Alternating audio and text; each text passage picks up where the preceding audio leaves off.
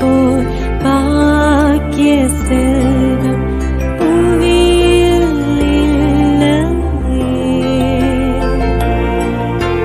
புவி நிரம்ப பொன் தந்தாலும் இப்பளிக்கு ஈடில்லையே.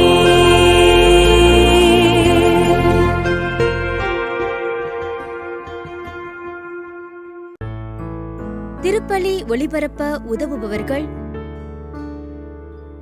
திருமதி ஆக்னஸ், திரு வின்சென்ட் பால் ஆரோக்கியராஜ், திரு நோயல் ஜோசப், திருமதி மேரி இமாகுலேட் இசபெல்லா, திரு அந்தோனி இருதயராஜ், அருட்பணியாளர் ஆகுல அந்தோனி சுவாமி, ஆகுல மார்ட்டின் அம்மா இவரின் ஆன்ம இளைப்பாற்றிக்காக வேண்டி.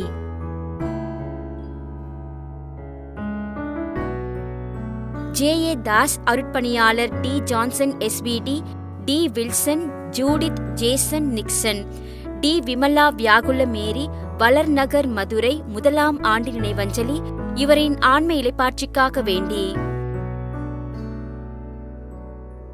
தந்தை மகன் தூய ஆவியின் பெயராலே ஆமென். நம் ஆண்டவராகிய இயேசு கிறிஸ்துவின் அருளும் கடவுளின் அன்பும் தூய ஆவியின் நட்புறவும் உங்கள் அனைவரோடும் இருப்பதாக. உம் ஆன்மாவோடும் இருப்பதாக. சகோதர சகோதரிகளே, தூய மறைநினைவுகளை கொண்டாட நாம் தகுதி பெறும் பொருட்டு நம் பாவங்களை ஏற்றுக்கொள்வோம்.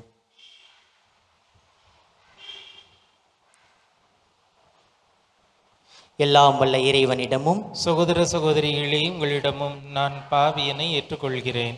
ஏனெனில் என் சிந்தனையாலும் சொல்லாலும் செயலாலும் கடமையில் தவறியதாலும் பாவங்கள் பல செய்தேன். என் பாவமே, என் பாவமே, என் பெரும் பாவமே. ஆகையால் எப்பொழுதும் கன்னியான புனித மரியாவையும் வானதூதர் புனிதர் அனைவரையும் சகோதர சகோதரிகளே உங்களையும் நம் இறைவனாகிய ஆண்டவரிடம் எனக்காக வேண்டிக் கொள்ள மன்றாடுகிறேன். எல்லாம் வல்ல இறைவன் நம் மீது இரக்கம் வைத்து நம் பாவங்களை மன்னித்து நம்மை நிலை வாழ்வுக்கு அழைத்து செல்வாராக. ஆமீன்.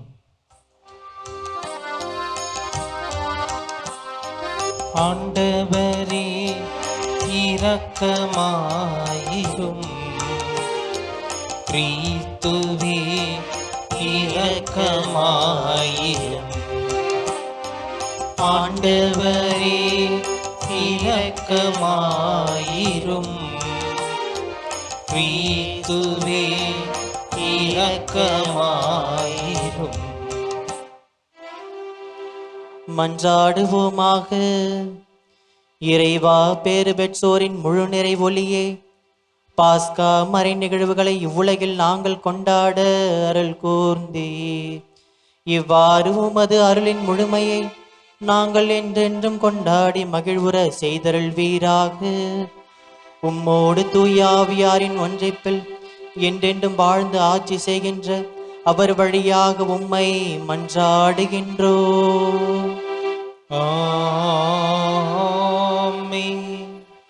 முதல் வாசகம். திருத்தூதர்கள் பணிகள் நூலிலிருந்து வாசகம். அதிகாரம் 11, இறை வார்த்தைகள் 1-18 முடிய.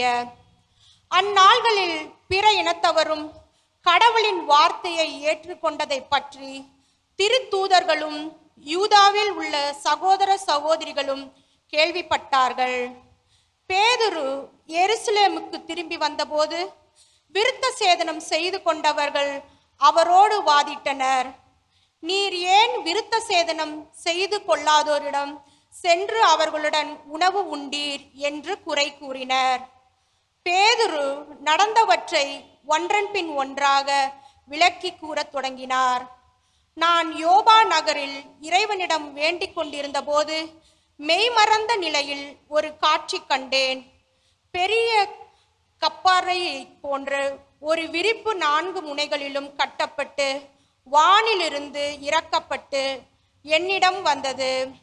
அதை நான் கவனமாக நோக்கிய போது தரையில் நடப்பன, ஊர்வன, வானில் பறப்பன, காட்டு விலங்குகள் ஆகியவற்றை கண்டேன். பேதுரு, எழுந்திடு, இவற்றை கொன்று சாப்பிடு என்று ஒரு குரல் ஒலிப்பதையும் கேட்டேன். அதற்கு நான், வேண்டவே வேண்டாம் ஆண்டவரே, தீட்டானதும் தூய்மையானவற்றையும் எதுவும் ஒருபோதும் என் வாய்க்குள் சென்றதில்லையே என்றேன்.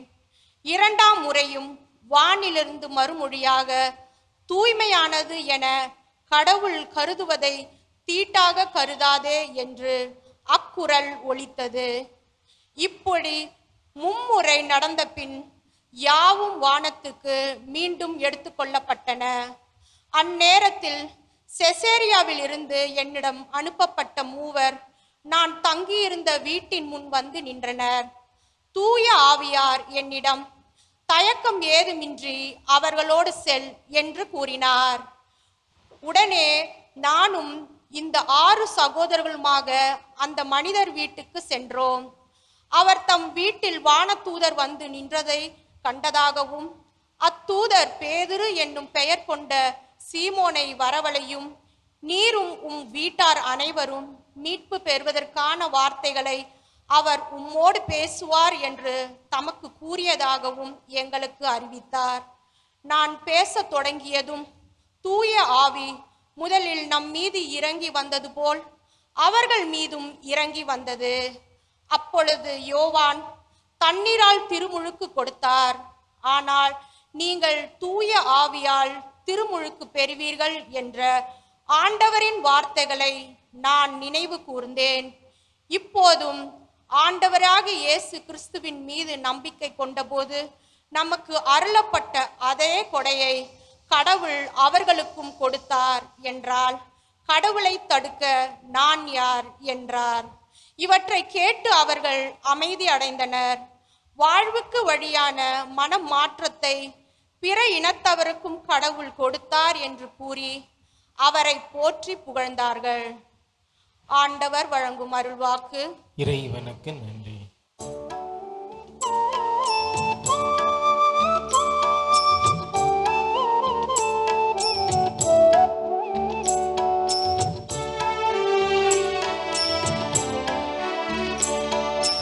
உயிருள்ள இறைவன் மீது என் நெஞ்சம் தாகம் கொண்டுள்ளது. உயிருள்ள இறைவன் மீது என் நெஞ்சம் தாகம் கொண்டுள்ளது. கலைமான் நீரோடைகளுக்காக ஏங்கித் தவிப்பது போல் கடவுளே என் நெஞ்சம் உமக்காக ஏங்கி தவிக்கின்றது. என் நெஞ்சம் கடவுள் மீது, உயிருள்ள இறைவன் மீது தாகம் கொண்டுள்ளது. எப்பொழுது நான் கடவுள் முன்னிலையில் வந்து நிற்கப் போகின்றேன். ஒளியையும் உண்மையையும் அனுப்பியருளும். அவை என்னை வழி நடத்தி உமது திருமலைக்கும் உமது உறைவிடத்திற்கும் கொண்டு போய் சேர்க்கும்.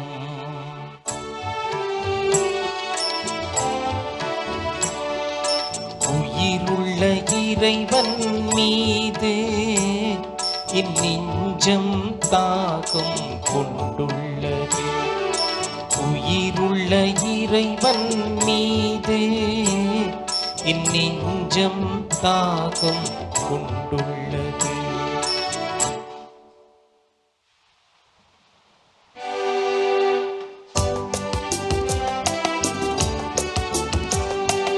அல்லேலூயா, அல்லேலூயா, அல்லேலூயா,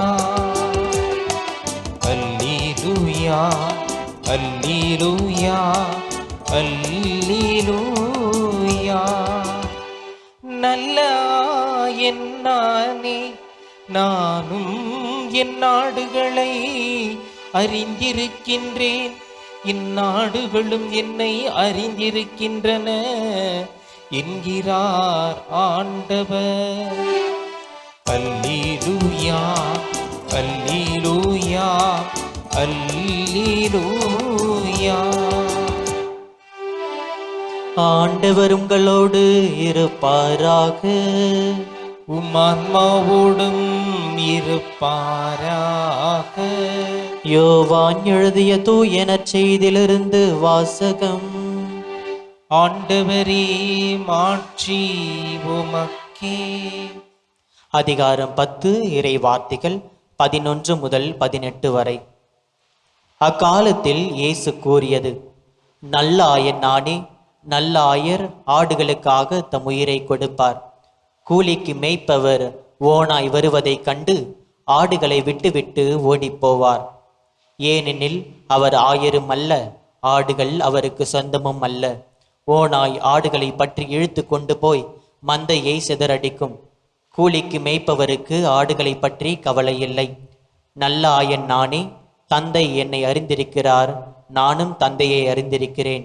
அதுபோல நானும் என் ஆடுகளை அறிந்திருக்கிறேன், என் ஆடுகளும் என்னை அறிந்திருக்கின்றன. அவைகளுக்காக எனது உயிரை கொடுக்கிறேன். இக்கொட்டிலை சேரா வேறு ஆடுகளும் எனக்கு உள்ளன. நான் அவற்றையும் நடத்தி செல்ல வேண்டும். அவையும் எனது குரலுக்கு செவி சாய்க்கும். அப்போது ஒரே மந்தையும் ஒரே ஆயரும் என்னும் நிலை ஏற்படும். தந்தை என் மீது அன்பு செலுத்துகிறார், ஏனெனில் நான் என் உயிரை கொடுக்கிறேன். அதை மீண்டும் பெற்றுக்கொள்ளவே கொடுக்கிறேன். என் உயிரை என்னிடமிருந்து யாரும் பறித்து கொள்வதில்லை, நானாகவே அதை கொடுக்கிறேன். உயிரை கொடுக்கவும் எனக்கு அதிகாரம் உண்டு, அதை மீண்டும் பெற்றுக்கொள்ளவும் அதிகாரம் உண்டு. என் தந்தையின் கட்டளைப்படியே நான் இப்படி செய்கிறேன். ஆண்டவரின் அருள்வாக்கு. கிறிஸ்துவே உமக்கு புகழ். இறை இயேசுவில் பிரியமானவர்களே, எல் சால்வடார் என்ற ஒரு நாட்டிலே 1970களில் அங்கு நிலவிக் கொண்டிருந்த ஒரு அரசியல் சூழ்நிலை, அந்த சமூக சூழ்நிலை என்பது ஒரு மோசமான சூழ்நிலையாக இருந்தது. அதாவது மக்களை ஒடுக்கி ஏழைகளை நசுக்கி இருக்கிற சூழ்நிலையாக அந்த நாட்டில் அந்த சூழ்நிலை இருந்தது. அந்த சூழ்நிலையில் ஒரு அமைதியான பாரம்பரியமான எதையும் தீண்டாத ஒரு மத போதகர், ஒரு குருவானவர் ஒருவர் இருந்தார். இந்த குருவானவர் தொடக்கத்திலே எந்த அரசியல் பேச்சுகளும் அரசியல் ஈடுபாடுகளிலும் எந்த அரசியலை சார்ந்த எந்த ஒரு செயலும் செய்யாதவராக, அரசியல் செயல்களிலிருந்து தொலைவிலே இருந்தவராகத்தான் அந்த குருவானவர் இருந்தார். அந்த குருவானவரின் பெயர் ஆஸ்கர் ரொமேரோ. ஆனால் 1977 ஏழை மக்களுக்காக, ஏழை மக்களின் சார்பாக, ஏழை மக்களுக்காக குரல் கொடுத்த இந்த குருவானவரின், அதாவது இந்த ஆஸ்கர் ரொமேரோ, இந்த குருவானவரின் நண்பர் ஒருவர், அதாவது அவருடைய பெயர் தந்தை ருட்டிலியோ கிராண்டோ. இவர் அந்த ஏழைகளுக்காக குரல் கொடுத்து இவர் சுட்டு கொல்லப்பட்டார் என்ற ஒரு நிகழ்வு இந்த ஆஸ்கர் ரொமேரோ என்ற ஒரு தந்தையின் உள்ளத்தை அதிகமாக ஊடுருவியது. தன்னுடைய நண்பன் இந்த ஏழைகளுக்காக குரல் கொடுத்து, இந்த ஏழைகளுக்காக அவர்கள் சார்பாக நின்று உயிரை கொடுத்தானே, நானும் இவன் வழியை பின்பற்றி இவரை போலவே நான் வழி நடப்பேன் என்று அந்த 1977க்கு பிறகு மக்களின் சார்பாக நின்று மக்களுக்காக குரல் கொடுக்க ஆரம்பித்தார். பிரியமானவர்களே, இவர் வாழ்ந்து வந்த அந்த காலத்திலே, அதாவது எல் சால்வடார் அந்த நாட்டில் ஊடகங்கள் அனைத்துமே அரசாங்கத்தின் கட்டுப்பாட்டிலே இருந்தன. எனவே அரசாங்கத்தின் கட்டுப்பாட்டில் இருந்ததன் காரணமாக அந்த ஊடகங்கள் எதுவும் அரசாங்கத்திற்கு எதிராக எந்த ஒரு பேச்சும் பேசாததாக இருந்தது. ஏனென்றால் அந்த அரசாங்கத்தின் அந்த ஆட்சியில்தான் அனைத்தும் கொலைகளும் கொள்ளைகளும் கடத்தல் வறுமை மேலும் ஏழைகளுக்கு எதிரான கொடுமைகள் ஒடுக்குமுறைகள் நடைபெற்று கொண்டிருந்தன. எனவே எந்த ஊடகங்களும் இதற்கு எதிராக பேச முன்வரவில்லை. இந்த சூழ்நிலையிலே இந்த ஆஸ்கர் ரொமேரோ ஒரு முயற்சியை கையாண்டார். இவர் செய்தது என்னவென்றால், இவர் தான் ஒவ்வொரு ஞாயிற்றுக்கிழமையும் திருப்பலியிலே ஆற்றுகின்ற ஒவ்வொரு மறையுறையிலும் இந்த அரசியல் சட்டங்களுக்கு, இந்த அரசுகளுக்கு எதிராக, ஏழைகளுக்கு ஏற்படுகின்ற ஒடுக்குமுறைகளுக்கு எதிராக தன்னுடைய மறையுறையிலே அவரை அழகாக இந்த அனைத்து கொடுமைகளையும் எடுத்துரைக்க ஆரம்பித்தார். இவர் கூறியது அனைத்தையும் இந்த வானொலி வாயிலாக அவர் அனைத்தையும் வெளியிட செய்தார். இவ்வாறு இவர் செய்து கொண்டே இருந்து இந்த மக்களின் சார்பாக நின்று குரல் கொடுத்தார். பிரியமானவர்களே, அவர் கொல்லப்படுவதற்கு முந்தின நாள் குறிப்பாக இராணுவ வீரர்களுக்கு எதிராக ஒரு வார்த்தைகளை கூறினார். அவர் கூறியது என்னவென்றால், நீங்கள் முதலில் கடவுளின் சட்டத்திற்கு கீழ்ப்படிய வேண்டும், உங்கள் சகோதரர்களை உங்கள் சகோதரிகளை கொல்ல வேண்டும் என்று கூறுகின்ற அரசாங்கத்திற்கு கீழ்ப்படியாமல் கொஞ்சம் சிந்தித்து செயலாற்றுங்கள் என்று இவர் அந்த இராணுவ வீரர்களுக்கு எதிராக இவர் குரல் கொடுத்தார். பிரியமானவர்களே, இவ்வாறு மக்களின் சார்பாக நின்ற இவர் திருப்பலி நிறைவேற்றும் பொழுது சுட்டு கொல்லப்பட்டார். இறுதியாக அவர் புனிதராகவும் மாறினார்.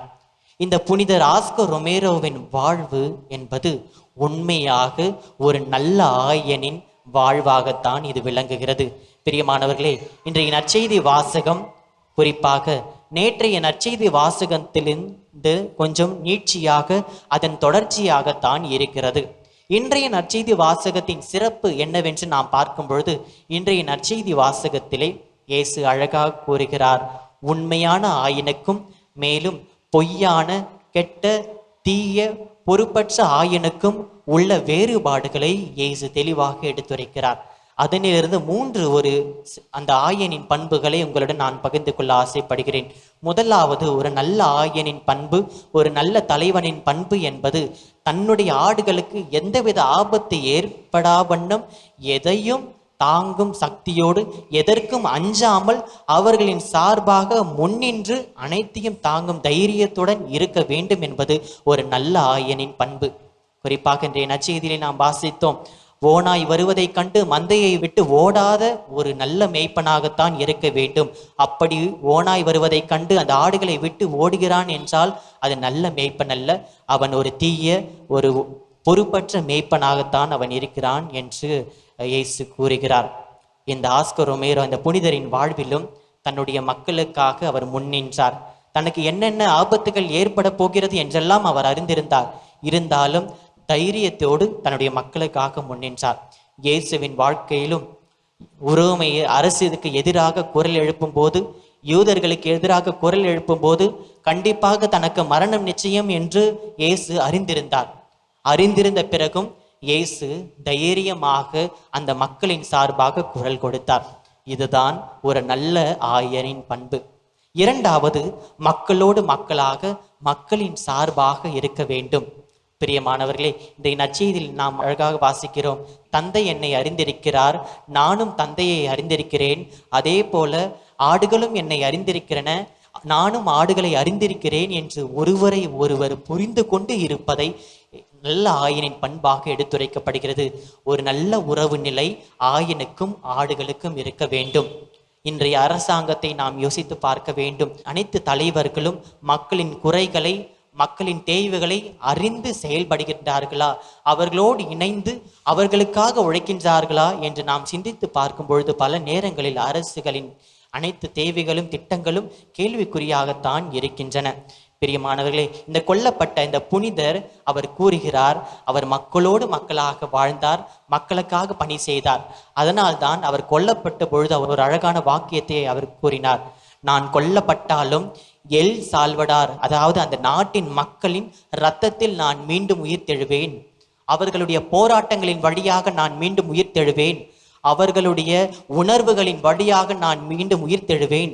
இத்தனை நாட்கள் அமைதியாக இருந்தார்கள், இனிமேல் நான் கொடுத்த தைரியத்திலிருந்து அவர்கள் கண்டிப்பாக உங்களுக்கு எதிராக பேசுவார்கள் என்பதன் வழியாக அவர் இரக்கம் தருவாயில் அவர் கூறினார்.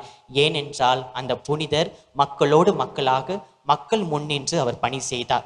இரண்டாவது, மூன்றாவது ஒரு முக்கியமான பண்பு என்னவென்றால் தன்னுடைய உயிரையும் அளிக்க தயாராக இருக்க வேண்டும். இதுதான் ஒரு நல்ல ஆயனின் பண்பு. நற்செய்தியில் இயேசு கூறுகிறார், ஆயன் ஆடுகளுக்காக உயிரை கொடுக்கவும் தயாராக இருக்கிறார். இயேசுவின் வாழ்க்கையிலும் பார்க்கிறோம், இந்த புனிதரின் வாழ்க்கையிலும் பார்க்கிறோம், தங்கள் உயிரையே மக்களுக்காக தியாகம் செய்தார்கள்.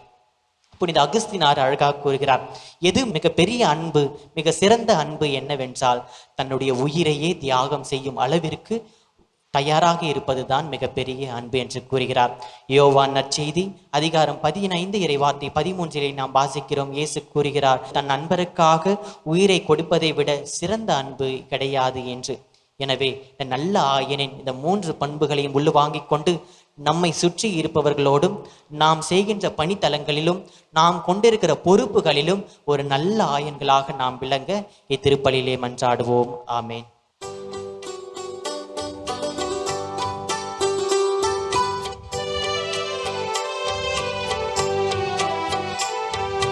காணிக்கை தர நான் வருகின்றேன், உம் கரங்களில் என்னை தருகின்றேன். காணிக்கை தர நான் வருகின்றேன், என்ன கொடுத்தாலும் பயனில்லை, நான் என்னை கொடுக்காமல் பொருள் கொடுத்தார். என்ன கொடுத்தாலும் பயனில்லை, நான் என்னை கொடுக்காமல் பொருள் கொடுத்தார். என்னையே தானே கேட்கின்றாய், நான் என்னையே முழுவதும் தருகின்றேன். என்னையே தானே கேட்கின்றாய், நான் என்னையே முழுவதும் தருகின்றேன். காணிக்கை தர நான் வருகின்றேன், உம் கரங்களில் என்னை தருகின்றேன். சகோதர சகோதரிகளே, என்னுடையதும் உங்களுடையதுமான இப்பலி எல்லாம் வல்ல தந்தையாக இறைவனுக்கு ஏற்றதாகும்படி மன்றாடுங்கள். ஆண்டவர் தமது பெயரின் புகழ்ச்சிக்காகவும் ஆட்சிக்காகவும் நமது நன்மைக்காகவும் புனித திரவை அனைத்து நலனுக்காகவும் உமது கையில் இருந்து இப்பலியை ஏற்றுக்கொள்வாராக. ஆண்டவரே, பாஸ்கா மறை நிகழ்வுகள் வழியாக எங்களை என்றும் மக்களிக்க செய்திட உம்மை வேண்டுகின்றோம். அதனால் நாங்கள் தொடர்ந்து புரியும் பரிகார செயல் எங்களுக்கு முடிவில்லா பேரின்பத்தின் காரணமாக அமைவதாக. எங்கள் ஆண்டவராகிய கிறிஸ்து வழியாக உம்மை மன்றாடுகின்றோம். ஆமென். ஆண்டவர் உங்களோடு இருப்பாராக. உம் ஆன்மாவோடும் இருப்பாராக. இதயங்களை மேலே எழுப்புங்கள். ஆண்டவரிடம் எழுப்பியுள்ளோம்.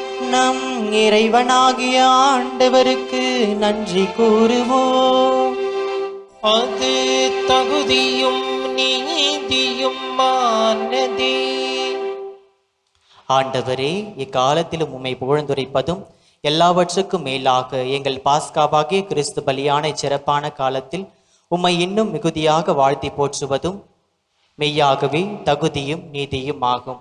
எங்கள் கடமையும் மீட்புக்குரிய செயலுமாகும். கிறிஸ்து எங்களுக்காக இன்னும் தொடர்ந்து தம்மை கையளித்து உமது திருமுன் இடையராது பரிந்து பேசி எங்களை பாதுகாத்து வருகின்றார். பலியான அவர் இனிமேல் சாக மாட்டார். கொலை செய்யப்பட்ட அவர் என்றும் வாழ்கின்றார். ஆகவே பாஸ்கா மகிழ்ச்சி பொங்க அனைத்துலகின் மாந்தர் அனைவரும் மக்களிக்கின்றனர். அவ்வாறே ஆற்றல் மிக்கோரும் அதிகாரம் கொண்ட தூதர்களும் உமது மாட்சியை புகழ்ந்து பாடி முடிவின்றி சொல்வதாவது: தூயவர் தூயவர் தூயவர், வான்படிகளின் கடவுளாம் ஆண்டவர். விண்ணகமும் மண்ணகமும் உமது மாட்சியால் நிறைந்துள்ளன. உன்னதங்களிலே ஓசன்னா. ஆண்டவர் பேரால் வருகிறவர் ஆசி பெற்றவர். உன்னதங்களிலே ஓசன்னா. ஆண்டவரே, நீர் மெய்யாகவே தூயவர், தூய்மை அனைத்துக்கும் ஊற்று. ஆகவே உம்முடைய ஆவியை பொழிந்து இக்காணிக்கைகளை தூய்மைப்படுத்த உம்மை வேண்டுகின்றோம். இவ்வாறு எங்கள் ஆண்டவர் இயேசு கிறிஸ்துவின் உடலும் இரத்தமுமாக எங்களுக்கு இவை மாறுவனவாக. அவர் பாடுபட உளம் கனிந்து தம்மை கையளித்த போது அப்பத்தை எடுத்து நன்றி செலுத்தி அதை பிட்டு தம் சீடர்களுக்கு அளித்து கூறியதாவது: அனைவரும் இதிலிருந்து பெற்று உண்ணுங்கள், ஏனெனில் இது உங்களுக்காக கையளிக்கப்படும் என் உடல்.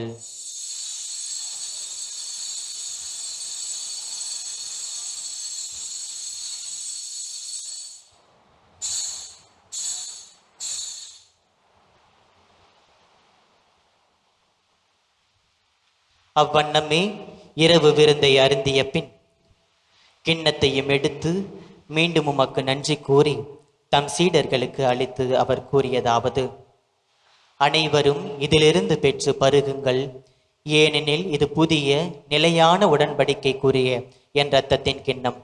இது பாவ மன்னிப்புக்கென்று உங்களுக்காகவும் பலருக்காகவும் சிந்தப்படும்.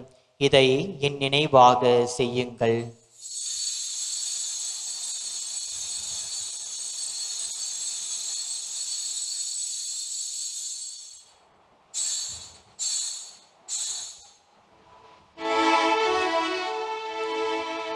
நம்பிக்கையின் மறைபொருள். ஆண்டவரே, நீர் வருமளவும் உமது இறப்பினை அறிக்கையிடுகின்றோம், உமது உயிர்ப்பினையும் எடுத்துரைக்கின்றோம். ஆகவே ஆண்டவரே, நாங்கள் கிறிஸ்துவின் இறப்பினையும் உயிர்ப்பினையும் நினைவு கூர்ந்து வாழ்வு தரும் அப்பத்தையும் மீட்பளிக்கும் கிண்ணத்தையும் உமக்கு ஒப்பு கொடுக்கின்றோம். உம் திருமுன் நின்று உமக்கு ஊழியம் புரிய தகுந்தவர்கள் என எங்களை ஏற்றுக்கொண்டீர். எனவே உமக்கு நன்றி செலுத்துகின்றோம். மேலும் கிறிஸ்துவின் உடலிலும் இரத்தத்திலும் பங்கு கொள்ளும் எங்களை தூய ஆவியார் ஒன்று சேர்க்க வேண்டும் என உம்மை தாழ்மையுடன் மன்றாடுகின்றோம். ஆண்டவரே, உலகெங்கும் பரவி இருக்கும் அது திரு அவையை நினைவு கூர்ந்தள்ளும். எங்கள் திருத்தந்தை 14ஆம் லியோ, எங்கள் ஆயர் ஜார்ஜ், எல்லா திருநிலையினர் ஆகிய அனைவரோடும் உமது திரு அவை அன்பில் நிறைவு பெற செய்தருளும். மேலும் உயிர்த்தெழும் எதிர்நோக்குடன் துயில் கொள்ளும் எங்கள் சகோதர சகோதரிகளையும் இறந்தோர் அனைவரையும் இரக்கத்துடன் நினைவு கூர்ந்து உமது திருமுக ஒளியினுள் ஏற்றருளும். எங்கள் அனைவர் மீதும் இரக்கமாயிரும். கடவுளின் கன்னித்தாயான புனித மரியா, அவருடைய கணவரான புனித யோசேப்பு, புனித திருத்தூதர்கள், இவ்வுலகில் உமக்கு உகந்தவராய் இருந்தோர் ஆகிய புனிதர் அனைவருடனும் நாங்கள் நிலை வாழ்வில் பங்கு கொள்ளும் தகுதி பெற்று உம் திருமகன் இயேசு கிறிஸ்து வழியாக உம்மை புகழ்ந்தேத்தும் வரமருள உம்மை மன்றாடுகிறோம்.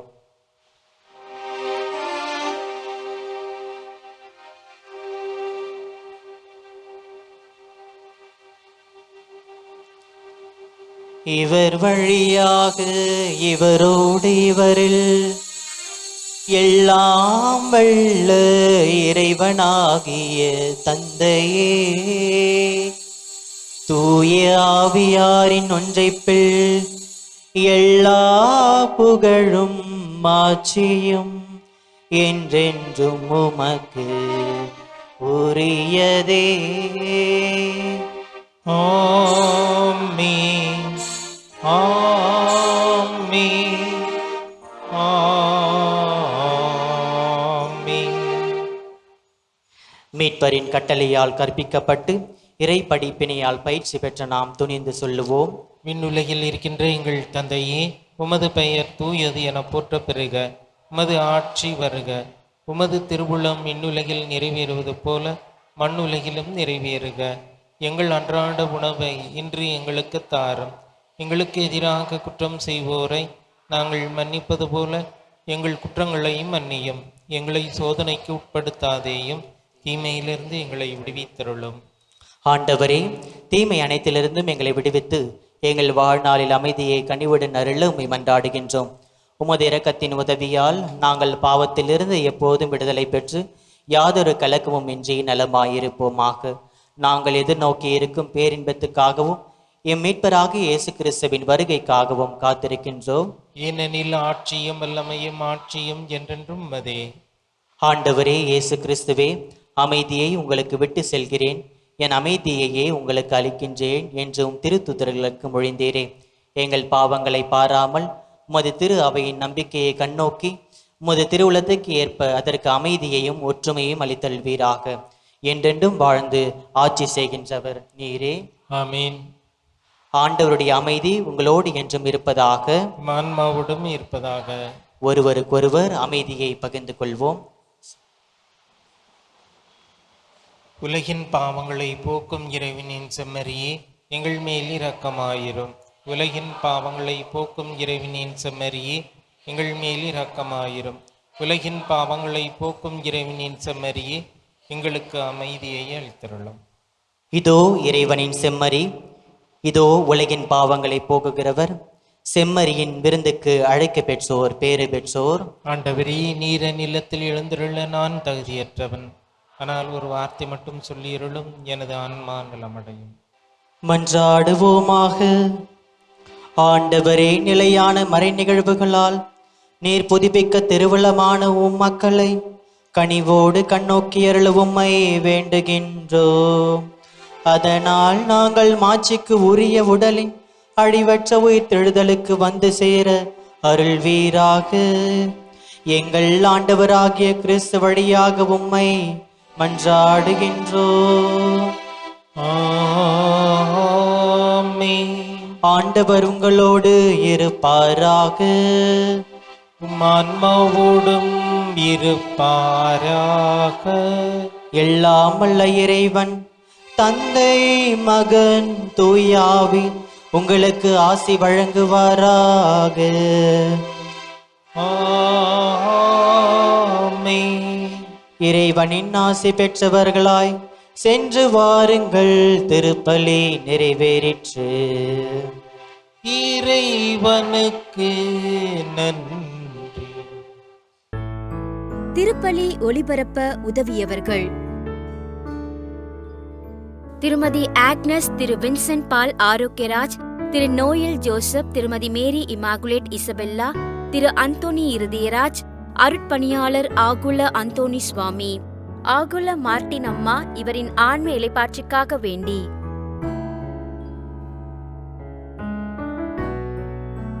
ஜே.ஏ. தாஸ், அருட்பணியாளர் D. Johnson SVD, D. Wilson, Judith Jason Nixon, D. Vimala Viyagula Mary, Valarnagar Madurai 1ஆம் ஆண்டு நினைவஞ்சலி இவரின் ஆன்ம இளைப்பாற்றிக்காக வேண்டி.